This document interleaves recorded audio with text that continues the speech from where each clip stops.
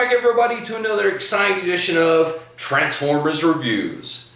Well everybody, as you may know by a poll that we posted a little while back, we actually asked you if you guys wanted the top 6 Transformer figures of the summer. Now just to clarify, it's actually from the very beginning of this year, and all the figures that I've collected up until this point, I chose 6 along with 2 honorable mentions out of all of those ones that I had managed to pick up so far. So you guys will be seeing what I feel is the ones that I've enjoyed the most. And speaking of that, let's start off with our honorable mention, Age of the Prime's fugitive Waspinator. Wasp make Bumblebot pay for ruining Wasp's life! Now this guy right here, whenever he was in this form, he was only known as simply Wasp. It was only later in his timeline that he became his universe's version of Waspinator. But again, you know, trademarks have to be applied, so you know what, we're just going to roll with it. Now in regards to this figure, one of the favorite things that I like about this boy is how you can actually combine his Stinger weapons with one of his jet boosters, and it actually looks like he has a handheld weapon. And then probably the second thing that I like about this figure is that when you go ahead and attach the jet boosters to him, he looks pretty sick because, you know, purple and green, they pretty much are baddie colors in any form. And probably the third thing that I like is how he looks whenever you just kind of stack him up to the Beast Wars version of Waspinator. It's just kind of a cool deal to see those two boys side by side. Now, this guy, as opposed to say like Animated Motor Master, because of not only this paint design and that new head sculpt, which looks amazing, by the way, I feel that, yeah, you can go ahead and put him with animated characters, but how they've applied that Age of the Prime's general aesthetic to it, it kind of genericizes it, but not in a bad way. I think that you could go ahead and put this boy with other figures that are not animated guys, and he might slot in just as easily. And this boy, that's why he is our honorable mention. So if we actually move on to our number 6 figure, that will be none other than the Transformers Armada Red Alert. Red Alert transform! And let me tell you, this guy, we obviously did a review over him. And like I mentioned for him in vehicle mode, I like the medical evac Jeep mode that he's got going on because, of course, I like Jeeps in general, but he just looks so sick with that alternate mode. And then if we go ahead and move on to his robot mode, one thing that I like is that you can actually swap out the accessories for his left arm, whether you want the traditional little weapon that he uses, the tri-barrel that works with the cannon, or even the little bit of the claw attachment like he uses for his grappling hook.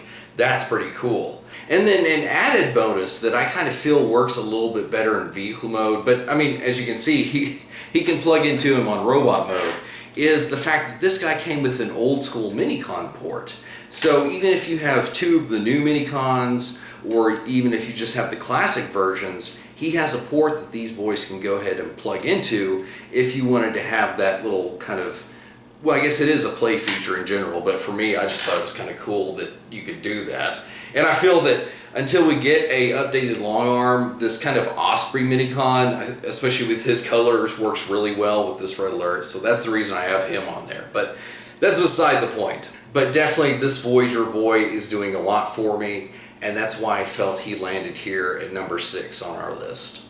And moving on to our number 5 pick, which would actually be the Studio Series Rise of the Beast Optimus Prime. Stand down! I won't ask a second time. Now, we know that this boy, whenever he was originally released in the Buzzworthy Bumblebee line, this boy was notoriously hard to find. And so the fact that they went ahead and re-released him in the Studio Series, I am totally digging that. So I went ahead and picked him up, and I gotta say that while I feel that the vehicle mode is okay and it definitely matches, I don't feel as strong as the one from the Bumblebee mold that we got. However, in this boy's robot mode, even though he is sans a traditional ion blaster, he does come with his, well, I kind of like to think of it as like more of a reference to Transformers Prime, where the weapon comes out of the arm. And actually, speaking of that reference to Prime, I kind of have to address his sword because, as you can see in this picture, he can actually hold it, much like he is here. But the fun thing about this is that if you wanted to go ahead and have him project the blade out from his arm with his hand still extended, you see that you can go ahead and do that. However, let's say that you wanted it to be more like Prime. Well, if you have the hand folded in like there, you just kind of plug it in the same port, and you can see it kind of gives you a very similar vibe if you don't have the hand out. However, like I said, I was not originally going to pick this guy up, but I'm kind of glad that I did, because whenever you compare him and the Bumblebee iterations on the shelf, whether it be vehicle mode or like even robot mode, you can kind of appreciate where the different strengths lie in each one of the figures. And but like I said, this guy, he is no slouch, and that's why he landed where he did on the list. So if you all have noticed that for our honorable mention and our number 6 and number 5 figures, they've been modern ones. However, if you guys saw the video that I put out before this one, it actually mentioned that we would be looking at some older figures. So for our number 4, it is going to be none other than our favorite character of all time, Optimus Primal from the Beast Wars era. Specifically his first Transmetal form. My turn.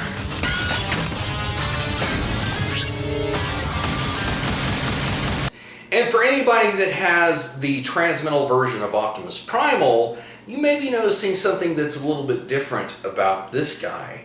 And if you look at this picture right here, you can see that this guy with the standard blue version, this Optimus Primal is a variant that actually has a purple coloration.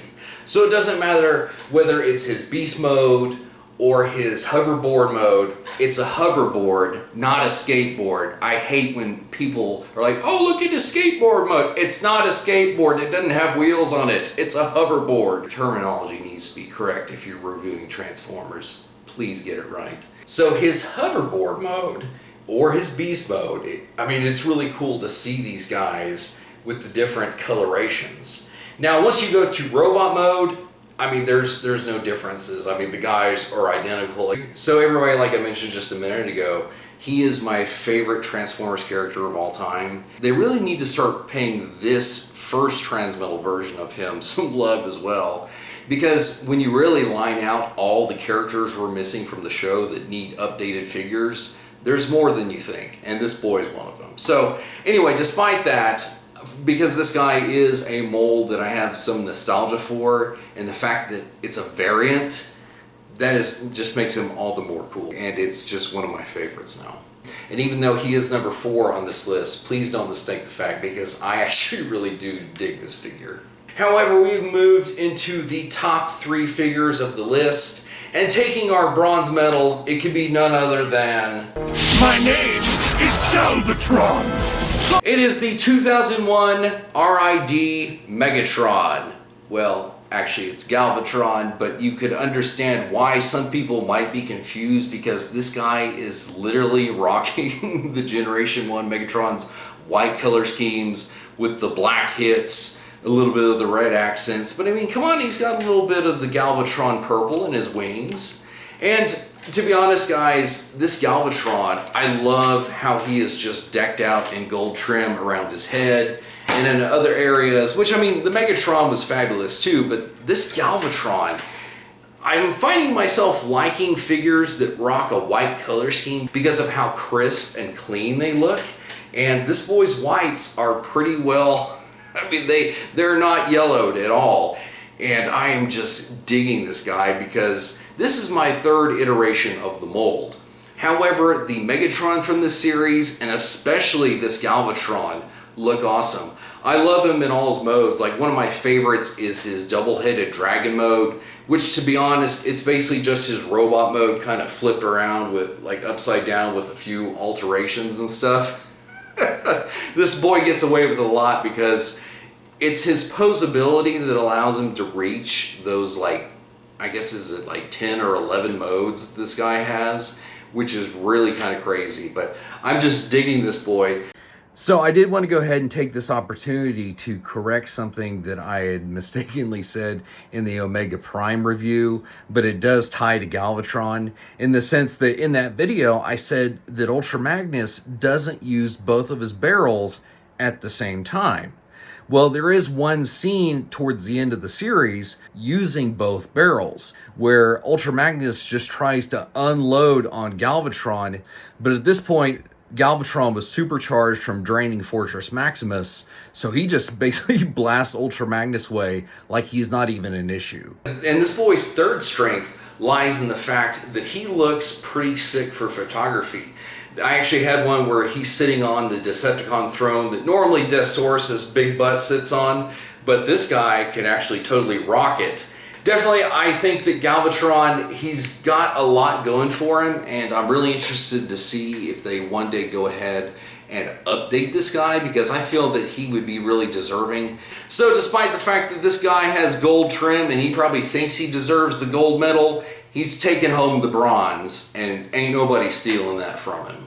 So for our number 2 spot, it's actually tied a couple different ways, but I think that it's easier for me to show you. So for our number 2 spot, we land on a tie between the Special Convoy Skeleton type, Burning Convoy, Universe Optimus Primal, and Beast Wars Reborn Convoy. Now that you see, you understand why it was tied 4 different ways, because it's essentially the same mold with, you know, maybe some slight alterations for the Beast Wars Reborn version. These boys, I mean, I think the reason that this guy stands out so much is the fact that unless we get like a ghost version of Starscream, these X-ray versions of Transformers that you can kind of see their innards and just kind of see how they look in more of a prototype feel, which, I mean, that's not, I mean, they released this guy as you see him here. This is not a prototype, but it definitely has that feel to it.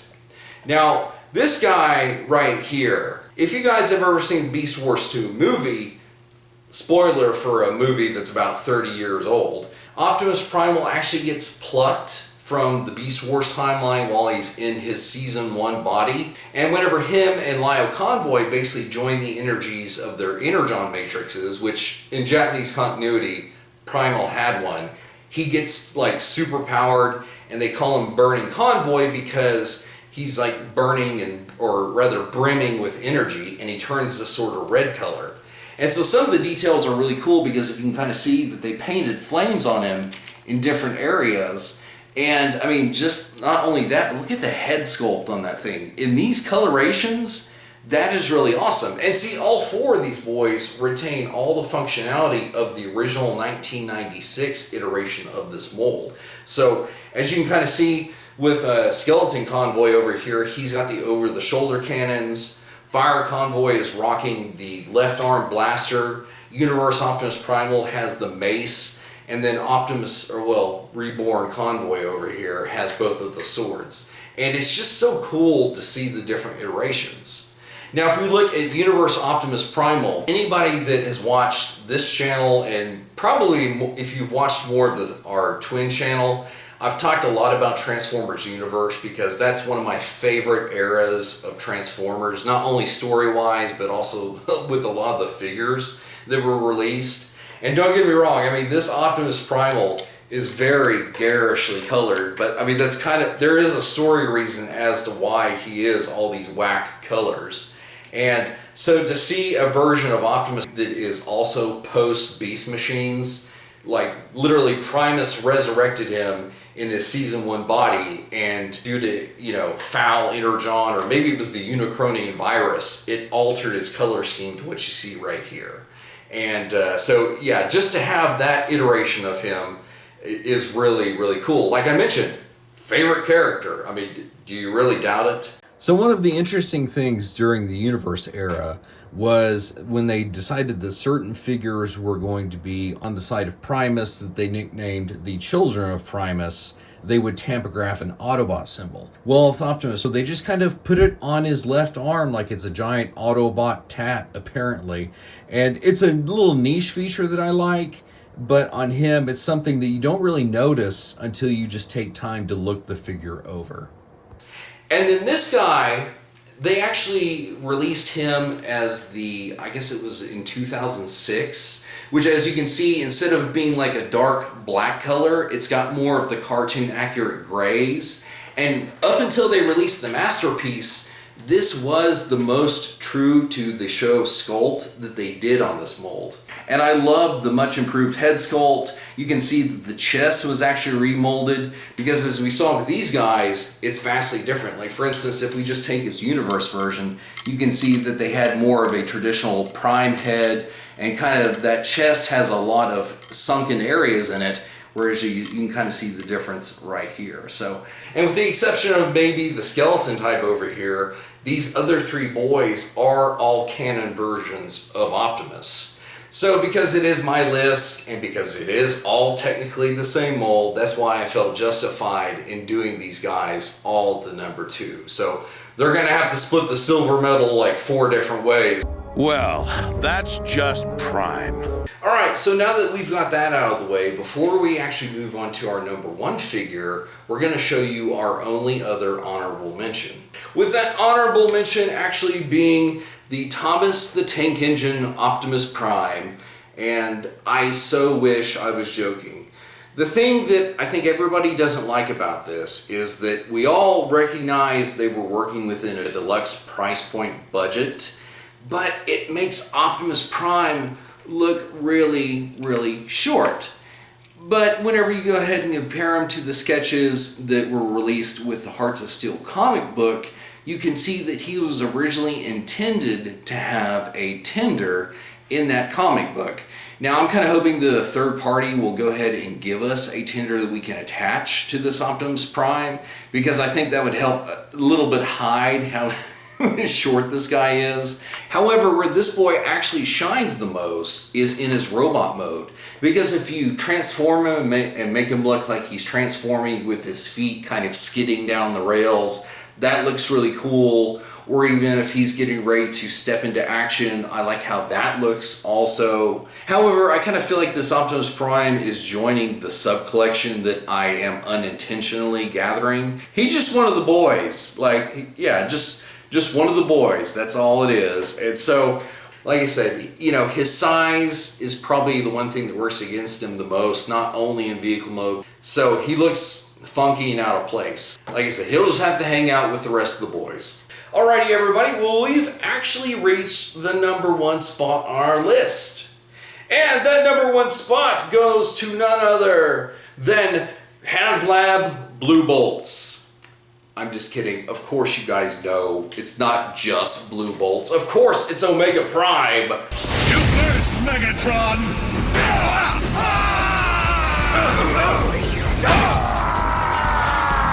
My goodness. Come on, did you really think I was going to leave him out of this? So I know that in this boy's video I actually mentioned that I was scared to transform Optimus Prime at one point during his transformation, and I think that as long as I go slow, that will avoid me causing unnecessary breakage. One thing that I was happy about is to hear that all of you that did receive a broke Optimus Prime are now going to be getting the upgraded like base Optimus figure. And that's cool that you guys will now have the opportunity to experience Omega Prime, because this figure, if you guys saw any of the video that I did over this guy, I mean, the dude is just absolutely sick. The sword that he comes with, it's a little goofy in some instances, but he can kind of rock it to a degree. And then when you add all the battle armor on this guy, it looks so, so awesome. Which, to be honest, I like Optimus whenever he's rocking the battle armor just by himself, as himself. But like I said, it looks pretty sick on Omega Prime as well. And then Blue Bolt's, not to diminish her, because as a weaponizer, well, yeah, she is basically just a weaponizer target master for Ultra Magnus and Omega Prime. And she's pretty cool in her own right. So I felt that added just a little bit extra on there, along with Cerebros kind of doing his own thing. And while that doesn't guarantee him for the number 1 spot at the end of the year list, for this summer list, he definitely stole number 1. So basically, everybody, that was our top 6 Transformers of the summer. If you guys have ones that you want to share that you feel are the top ones you've collected this year, please feel free to do that down in the comments. I'd be kind of interested to see what you guys have personally picked up. And personally, that's why I do this sort of video hobby, is that I enjoy sharing with you guys the things that I enjoy about the franchise in general. So other than that, guys, that'll pretty much do it for this video. And until next time, we'll see you in another review.